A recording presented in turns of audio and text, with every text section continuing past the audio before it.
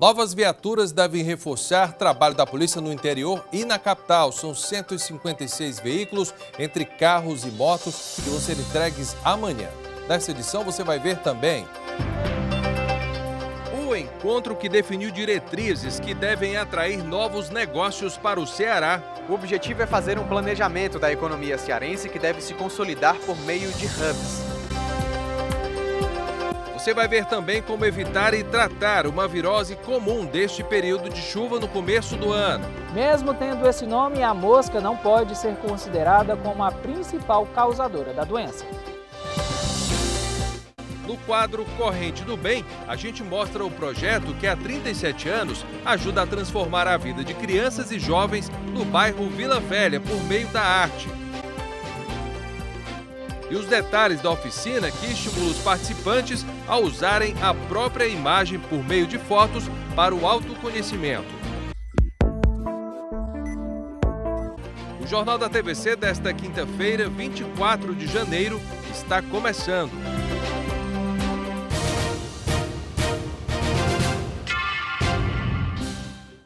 Olá, boa noite. O Ceará vai contar a partir de amanhã com mais um reforço na segurança pública após a entrega de 156 novos veículos para a Polícia Militar. São carros e motos que devem ampliar a atuação do policiamento ostensivo em todo o estado, incrementando a frota da Secretaria da Segurança Pública e Defesa Social, que desde 2015 já recebeu mais de 2.000 novos veículos.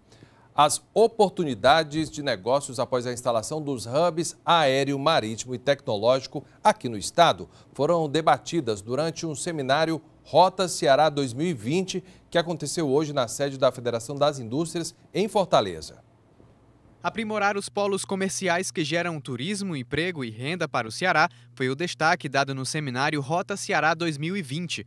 Os hubs aéreo, portuário e tecnológico, que são verdadeiros complexos que possibilitam a abertura do Ceará para outros países, devem ser aprimorados nos próximos anos. No evento foram traçadas metas para o crescimento econômico do estado para o ano de 2020, tendo em vista os desafios que o Ceará ainda precisa enfrentar. Nós estamos num processo de recuperação da economia, né? A economia brasileira ainda está sofrendo aí uma estagnação de quase 6 anos. Uma das maiores crises da história. Agora o Ceará vem se preparando, retomou essa curva de crescimento. O que a gente espera é que daqui para frente a gente cresça a taxas maiores e mais rápidas. Um dos hubs, o Porto do Pecém, é um complexo industrial que representa um impacto significativo para a economia cearense. A meta é expandir ainda mais a estrutura do porto para também ampliar as possibilidades de negócios. Estamos desenvolvendo um planejamento para a ocupação das áreas, né, que continuam do complexo, criando um novo complexo, um complexo municipal, tá certo? E que vai dar continuidade à ocupação territorial estratégica daquela importante região. O objetivo é consolidar a economia do estado por meio de hubs nos setores de turismo, indústria e empreendedorismo digital. Esses 3 setores nos próximos anos devem receber investimentos de mais de 4 bilhões de reais e deve abrir também as portas do Ceará para o mundo. O estado do Ceará sendo conhecido tanto pelo turista, que passa a conhecer o estado como negócio também, como sendo conhecido através do porto com os negócios como ponto de transação, principal porto de entrada de cargas gerais no país, e o último que se sai quando você imagina ir para a Europa, a África ou os Estados Unidos é o Porto do Pecém. Então o Ceará se torna uma referência logística para o Brasil. A rede estadual de ensino vai dar início ao ano letivo desse ano agora, com novas escolas, 22 novas escolas em tempo integral. São 19 equipamentos regulares de ensino médio e 3 profissionalizantes. Com isso, o Ceará chega a 252 unidades de ensino nesta modalidade. O anúncio foi feito hoje pelo governador Camilo Santana, durante reunião com a vice-governadora Isolda Sela e as equipes da Secretaria da Educação para avaliar os projetos em andamento e tratar sobre as novas ações da pasta para 2019. E o Ministério da Educação prorrogou o prazo final de inscrições para o Sistema de Seleção Unificada. Em vez de encerrar amanhã, o SISU vai receber inscrições até às 23h59 de domingo, horário de Brasília. A mudança não altera a data de divulgação, que acontece na segunda-feira, dia 28 de janeiro. Quem ainda não conferiu o resultado pode procurar as escolas da Rede Estadual de Ensino que estão disponibilizando computadores para consulta. Laboratórios com computadores à disposição. A escola pública da rede estadual abre as portas no período de recesso para ajudar os estudantes na difícil inscrição do SISU. São mais de 700 escolas estaduais participando da ação e conseguir fazer a inscrição não tem sido lá tarefa muito fácil. Quase sempre, o estudante dá de cara com a mensagem de erro de acesso no sistema. Haja ansiedade para Isabelle, que por enquanto não garantiu a vaga para o curso de Engenharia de Telecomunicações. O sistema está muito congestionado, estou tendo dificuldades para entrar toda hora que eu tento. Aí está muito difícil de entrar no sistema do SISU. Quando eu consigo, geralmente é perto das 4 horas da tarde. Não tento de madrugada, mas deve ser mais fácil de madrugada.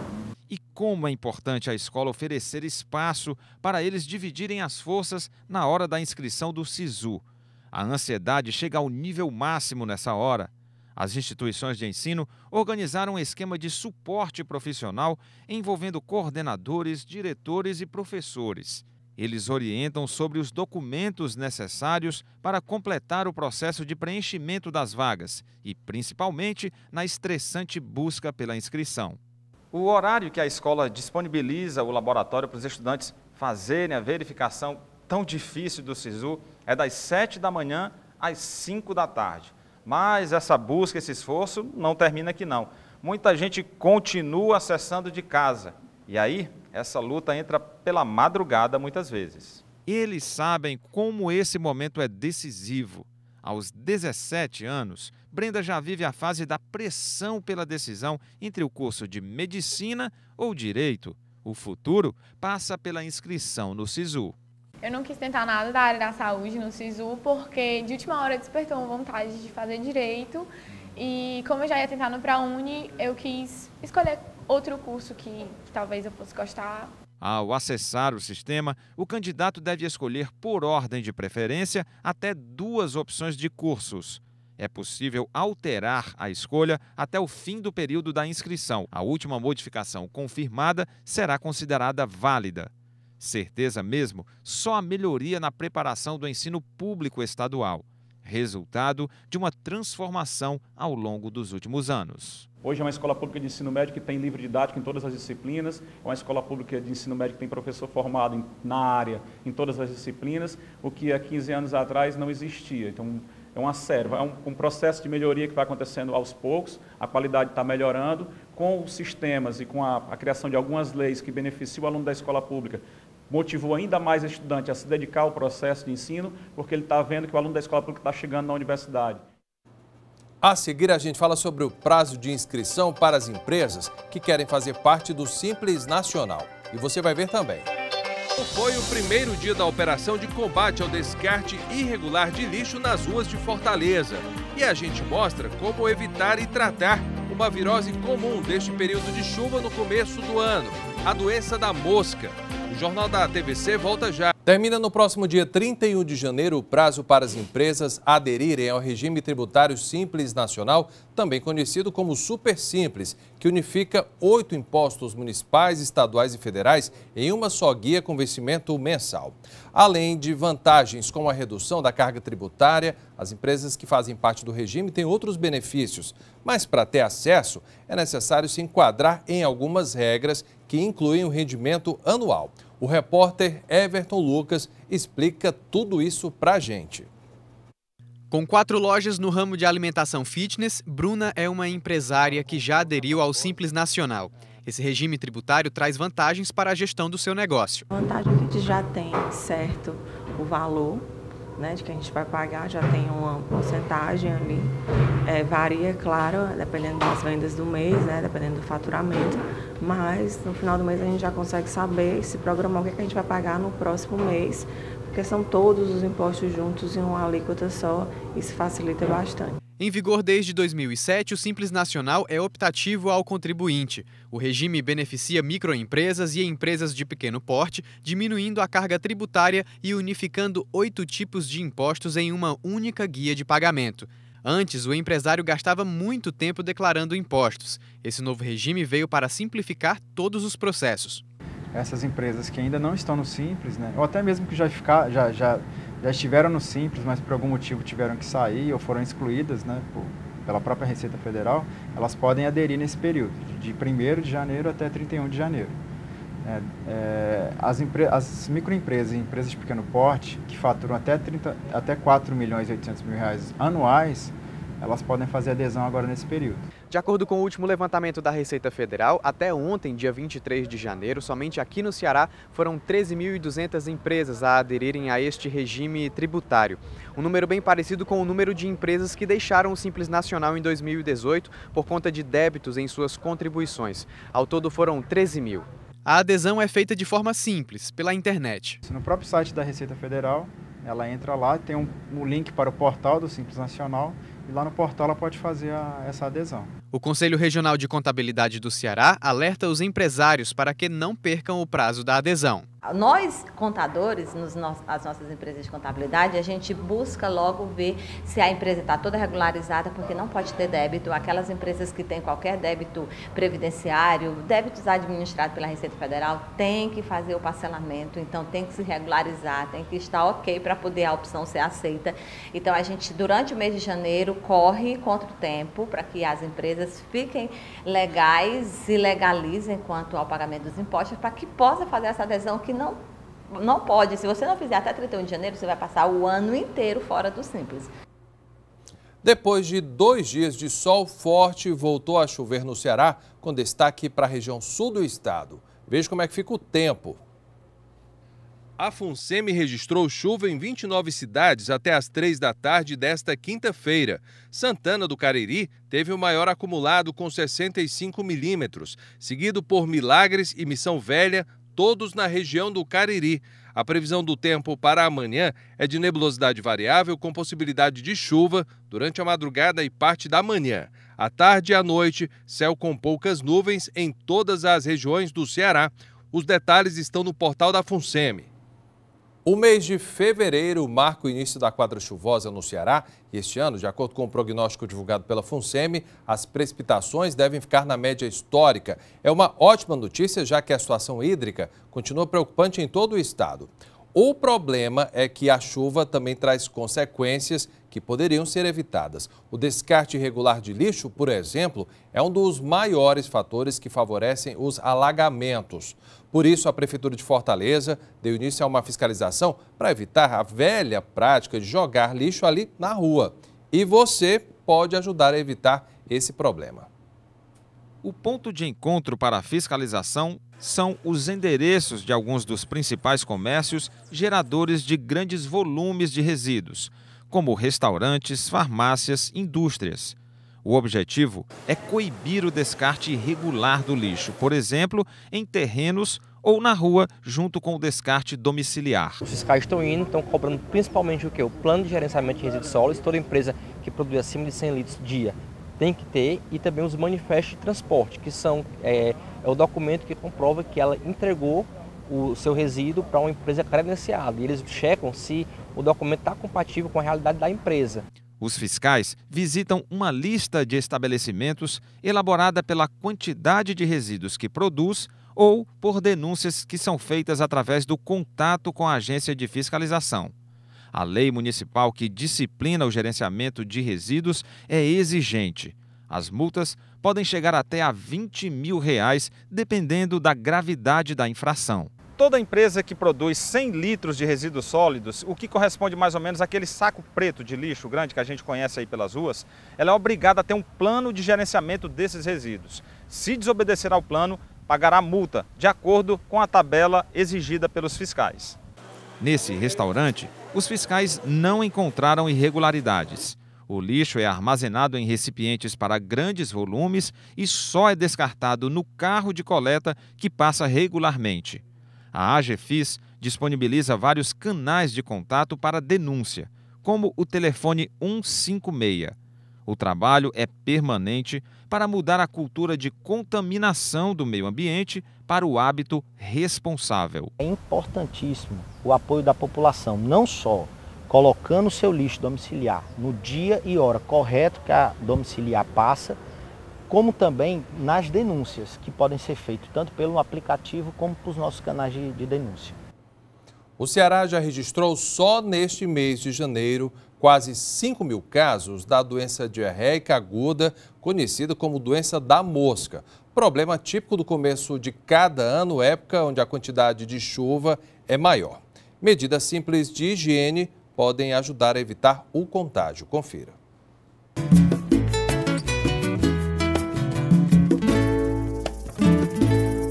O Ceará já registrou mais de 11 mil casos da doença diarreica aguda, também conhecida como virose da mosca. Somente aqui em Fortaleza foram mais de 500 notificações. Mesmo tendo esse nome, a mosca não é a principal vilã dessa história. Ela é um dos fatores para a distribuição dessa doença aumentar no começo do ano. Porque ela acaba pousando, como existe uma proliferação de mosca nessa época do ano, ela acaba contaminando os alimentos que ficam expostos, né? Aí a gente acaba consumindo normalmente as frutas sem lavar ou as verduras sem dar um tratamento adequado, né?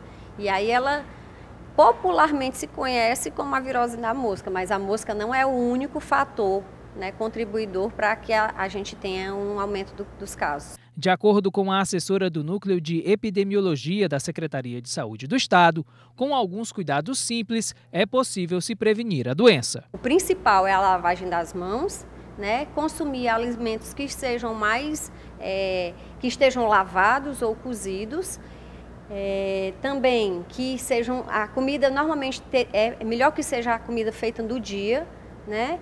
E se alimentar num lugar onde você conheça a procedência. Os principais sintomas são febre, vômitos, dor abdominal e diarreia.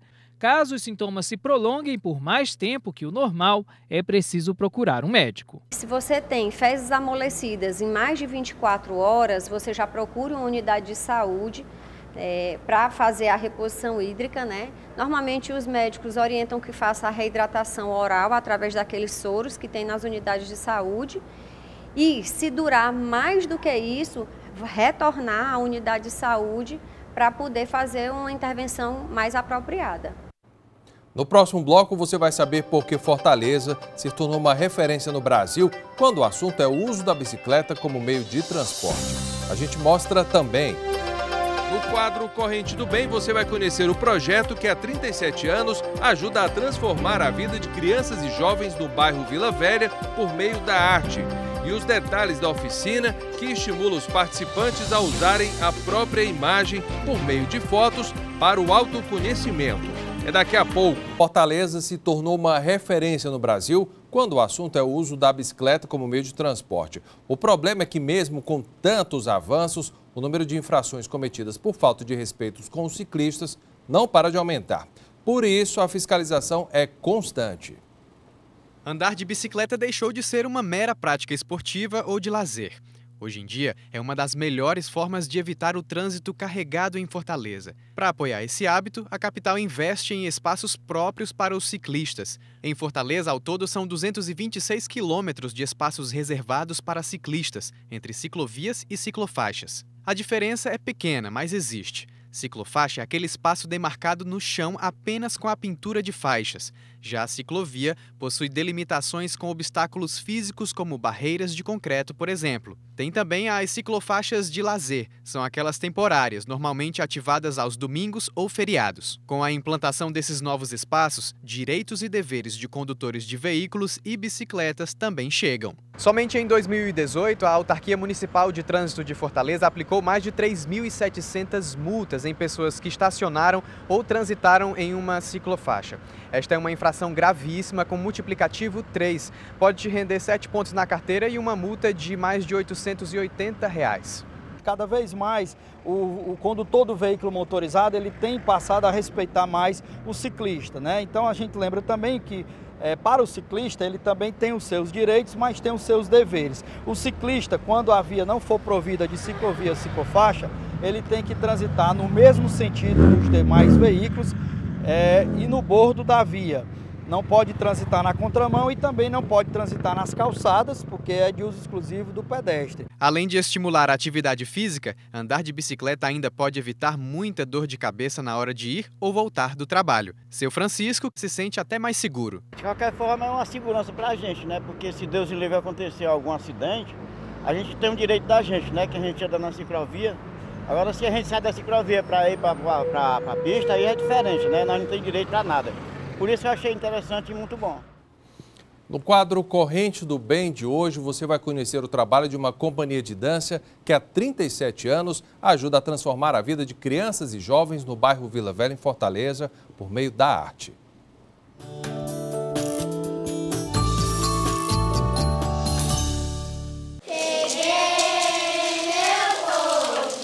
Bem-vindos à Escola de Sonhos. Há 37 anos, multiplicadores do bem comum preparam mais de 200 jovens de comunidades pobres do bairro Vila Velha. A matéria? A arte. Pela dança, a educação vai conduzindo os passos da infância de cada um e cada uma que chega aqui. E quem chega, não quer mais sair. Quando eu tinha 8 anos de idade, aí eu entrei no projeto, aí eu fui fazendo uma aula. Eu adorei, eu amei aqui, ainda amo muito. Aí eu aí quando eu tinha uns 12, 13 anos, aí eu vi em mim que eu queria ser professora de dança. Eu queria me formar já, né, com essa expectativa de ser professora do projeto. Aí fui fazendo estágio. Aí com isso, o que eu aprendi quando eu era criança, eu queria passar para as crianças que eu estou passando agora. Tudo que eu aprendi. A Companhia Vidança é um dos principais agentes de transformação social do bairro. Todo dia, as crianças têm aula de dança, música e principalmente ensinamentos para não abrir mão de ser alguém decente na vida. Não é, professor? Hoje eu me sinto na obrigação de transmitir isso para eles, de ensinar também da mesma forma. E o meu pagamento com eles aqui é chegando com eles correndo para me abraçar. O sorriso deles para mim é tudo.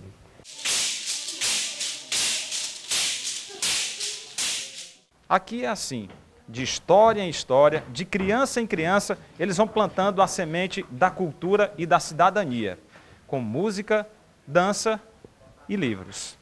E o livro mais indicado para contar a história dessa casa é a biografia de Anália Timbó, a criadora do Vindança. O SESI foi o primeiro projeto, a primeira iniciativa em 74 da dança, da arte, né, para as filhas de operário e da comunidade. Eu trabalhei 23 anos como professora, de aluna passei a ser professora, lógico, com o tempo, enfim. E montei o primeiro grupo de dança do Ceará, com o desejo de fazer dançar, de buscar a identidade da gente enquanto artista. São 37 anos, esse ano o Vidança faz 38. Nesse percurso nós tivemos várias crianças, vários adolescentes, muitos profissionais hoje que estão aí na área sendo formados, né, que estão formados e atuando, não só aqui no Brasil como fora. Quando é que vai acabar a sua missão?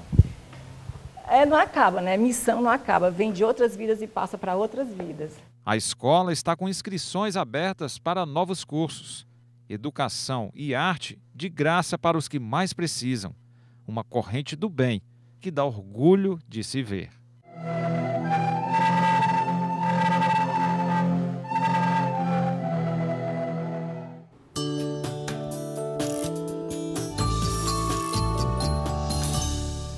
Bonitinho, né? Com o mundo cada vez mais conectado por meio das redes sociais, tirar aqui uma selfie já faz parte da rotina de muita gente. O que talvez você não saiba é que essa modalidade de foto também pode ser usada como forma de reflexão sobre a própria imagem. O assunto está sendo debatido durante uma oficina no Centro Dragão do Mar de Arte e Cultura. Até amanhã. É só andar um pouco para ver gente com o braço estendido e um celular na mão. É sinal de que tem alguém registrando aquele momento ou encontro especial. Um hábito que já se tornou mais do que comum. Depois que a câmera passou a fazer parte dos nossos celulares, dos nossos dispositivos móveis, essa ferramenta passou a fazer mais parte ainda do nosso dia a dia. E com ela, veio o selfie. Basta dar uma olhada no celular do Thiago para ver a quantidade de selfies que tem na galeria. Ele confessa que esse tipo de foto é uma forma de registrar os momentos, mesmo estando sozinho. Você quer dizer para o pessoal deixar registrado na memória que você teve naquele canto, que você teve naquela praia, naquele museu, naquela cidade. E eu vejo a selfie muito também como uma forma de independência, de você não precisar do outro para bater uma foto sua. Hoje, a fotografia de retrato, ou então o selfie, como todo mundo conhece, tem um grande fluxo nas redes sociais. Mas essa artista do audiovisual destaca que essa prática diz muito mais sobre quem está na frente da câmera. A maioria das fotografias, elas não são mais impressas, elas são feitas para redes sociais e tal. Então a pessoa faz um selfie, faz aquele registro ali e quer publicar e quer mostrar um certo padrão de beleza. A técnica do retratoterapia faz um contraste com esse movimento. O Centro Cultural Dragão do Mar está realizando oficina sobre o tema durante essa semana. A técnica propõe uma reflexão do olhar sobre si mesmo para poder enxergar o outro. A partir do momento que você se percebe, você passa a tentar perceber o outro de uma maneira mais sensível. Tentar entender também quais são os anseios, os desejos e anseios daquela pessoa. E depois de você trabalhar o se perceber, o perceber o outro, você começa a se perceber no outro. E é essa que é a magia da retratoterapia.